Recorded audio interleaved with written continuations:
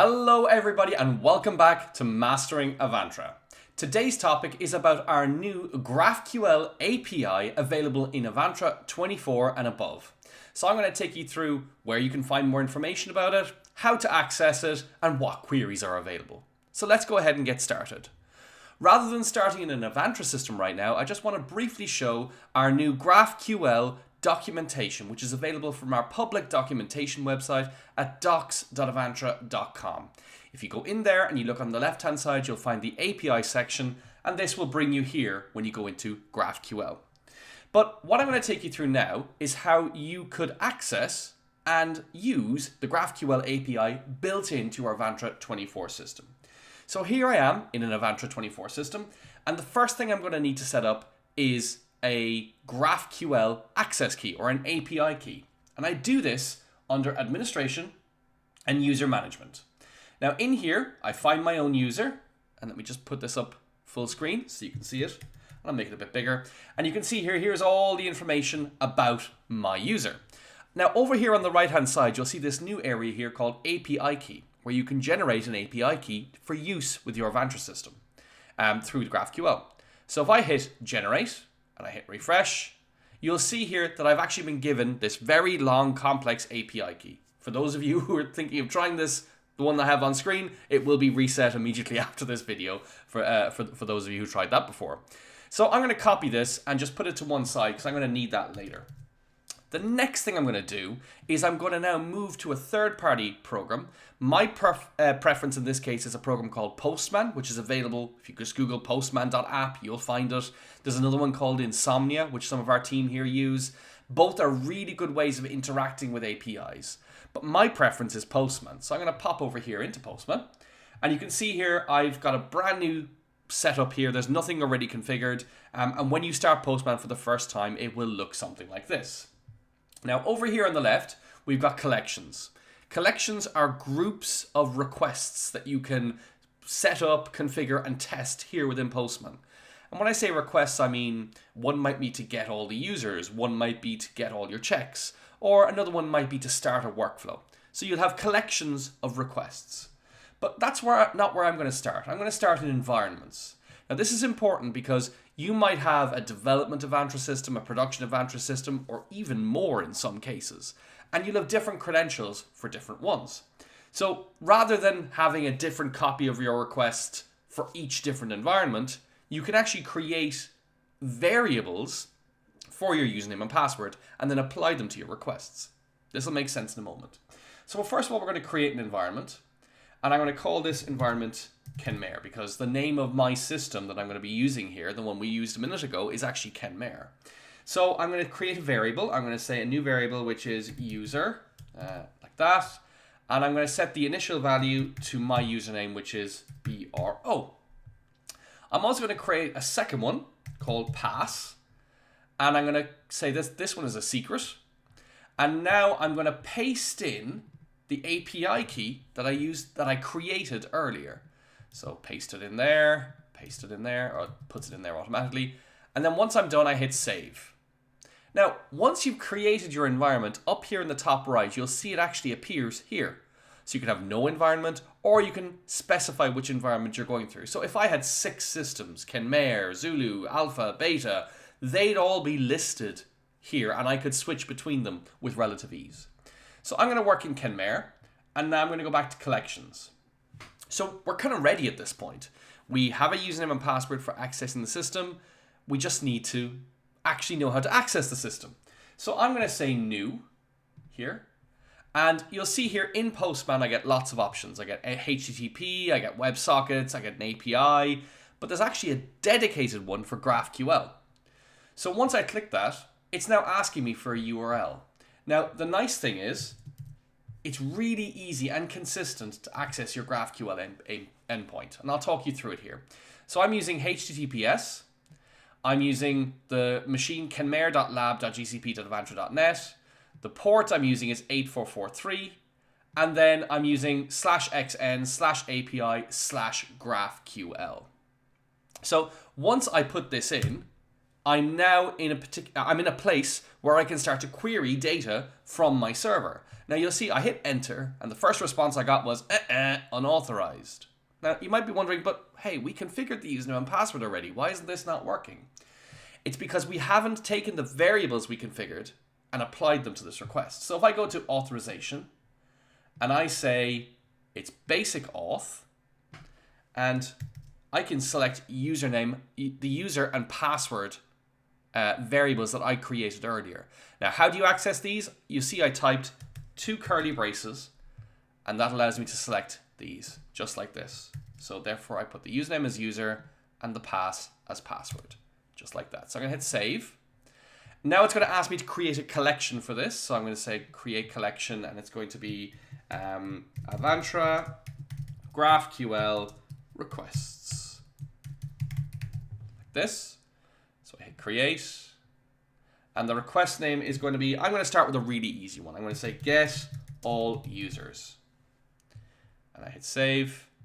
And now we're in a position where we've provided the username and password, we've provided the URL to access it, and now we're starting to get some more information from Postman about this URL that we provided. So you can see here, Postman is actually showing me all of the different queries that are available, all by default. You had to do nothing else but just point it at the GraphQL API, provide valid credentials, and now we have access to look at all this stuff. So I'm going to say, show me users. And you can see here, there's a few here. So there's, users, query all users. That's probably what we're looking for. There's a query user by their ID. Or returns the currently logged on user along with their permissions. So let's just start with querying all users.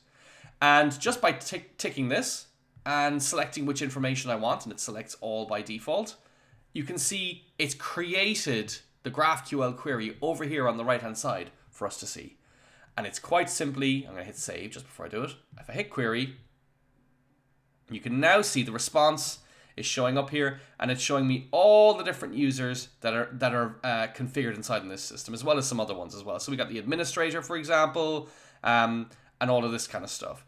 So you really get a very quick and easy way of building up your queries to access Avantra.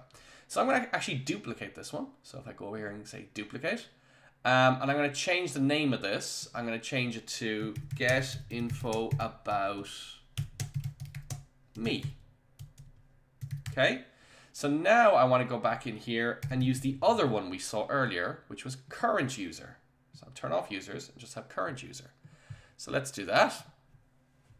And there we go. That's all the information about me within this system, which is really, really cool. So again, in a couple of seconds, I've managed to create another query. And finally, let me show you one more.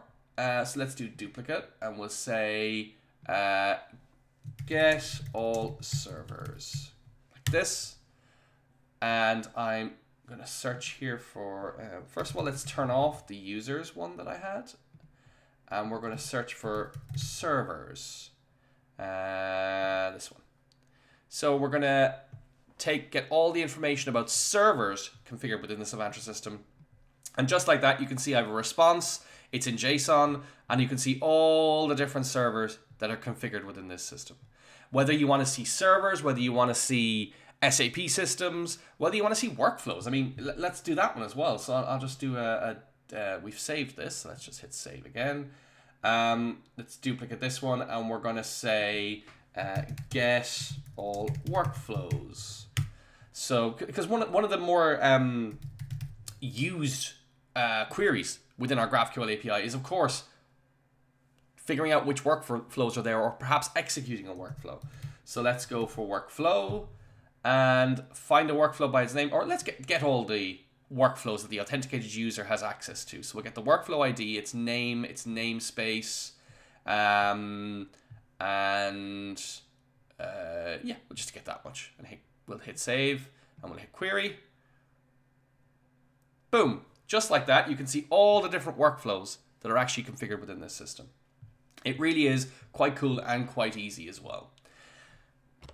Okay, and there's two more we're going to do. The first one we're going to do is we're going to actually update a server. And then finally, I'll show you how to trigger the execution of a workflow. So let's start with that workflow one, because why not? So we'll say workflow, and you can see here there's a mutation. So up until now, everything over here on the right hand side has been about querying, but now we're going to move to mutations. In fact, let me just make a complete separate one here. So I'll say start workflow. And so on this one, I'm going to say, show me workflows. I don't want to look at that one, and I don't want queries. I want mutations. So I want to execute a workflow. How am I going to execute the workflow? So I'm going to execute it by providing an input, providing the name and the namespace.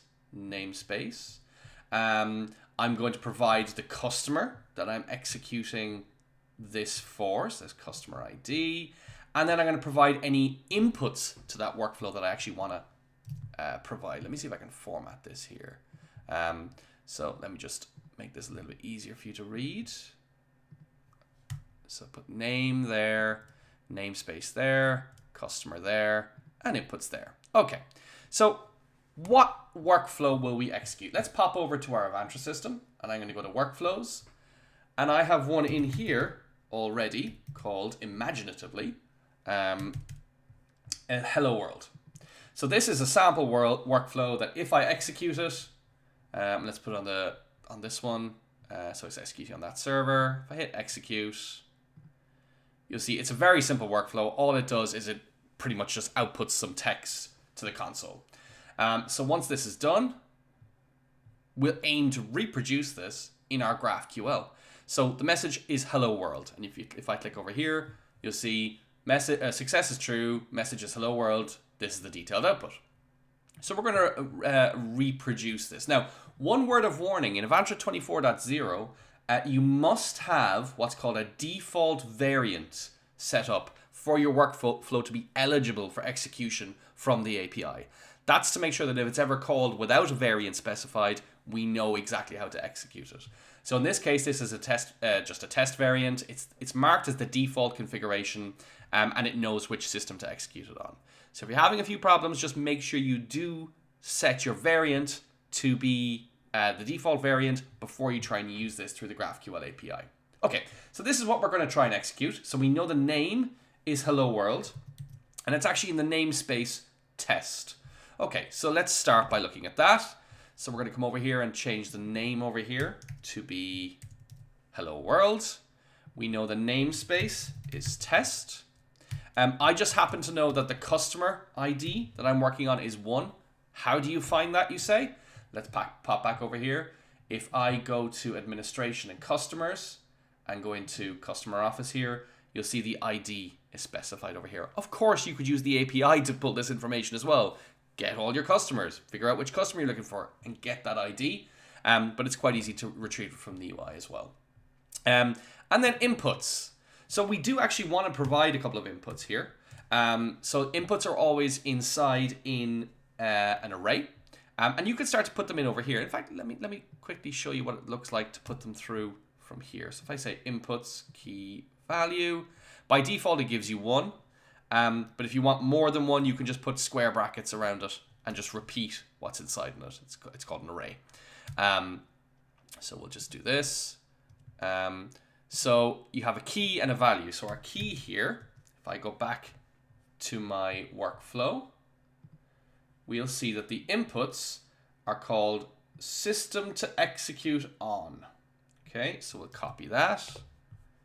We'll pop back over here, system to execute on. Just like that. And then the value here, for me, it's 60. Again, how did I find that? If I pop back over here and go into my servers and open my Kenmare server, if you scroll down, you'll see that the system ID is shown here. Again, you could retrieve that through the API if you really wanted to. That's not a problem.